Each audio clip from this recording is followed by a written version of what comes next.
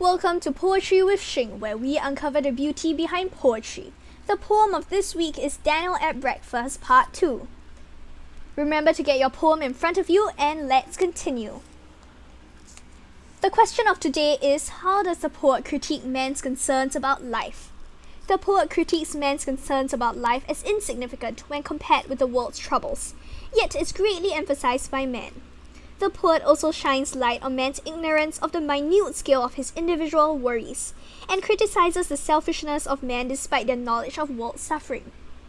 The poet critiques man's concerns about life as insignificant when compared with the world's troubles, yet is greatly emphasized by man. The striking juxtaposition of shelterless betrayed may perish soon and the coffee is weak again is revealing of the insignificance of man's troubles.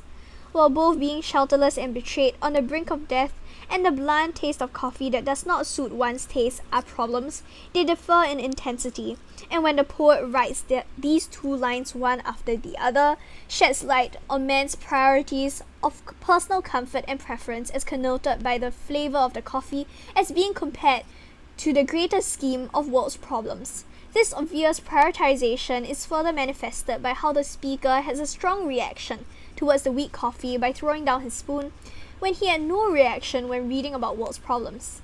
Man's prioritization of the insignificant and minute details concerning his own personal life shows the detachment man has with issues not directly concerning men, and thus man chooses to magnify the details of discomforts in his personal life more so than the world's greatest problems.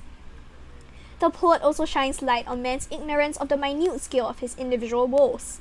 The speaker in the poem is portrayed to be greatly unhappy by his own financial troubles and poor quality of household appliances as he broods over these problems.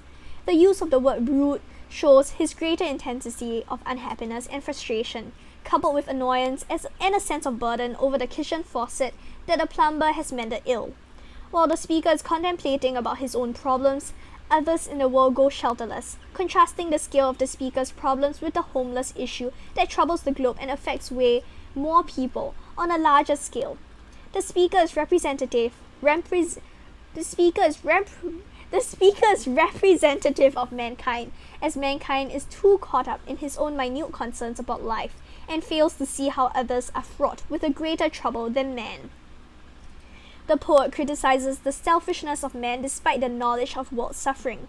The speaker of the poem represents man, and the fact that the speaker reads the newspaper shows that man is aware of global crises which continue to trouble many on earth while they are going about their daily life. Yet, despite man's knowledge, he continues to go on carrying about his daily activities without much thought for those in famine or at the brink of death.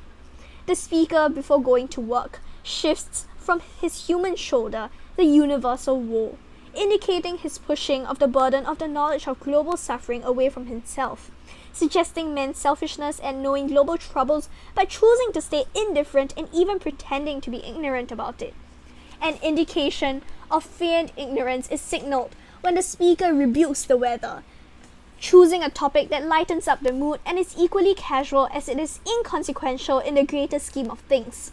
Man's casual nature, despite knowledge of worldwide suffering, truly highlights the selfishness of man, as feigned ignorance is employed to greater problems, with man fixating more on man's personal life concerns. In conclusion, the poet critiques man's concerns about life as insignificant, yet man places greater emphasis on their personal life than global issues.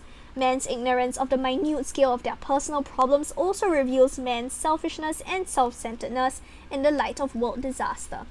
Want to hear another poem being analyzed? Comment the name of the poem and poet in the comments below.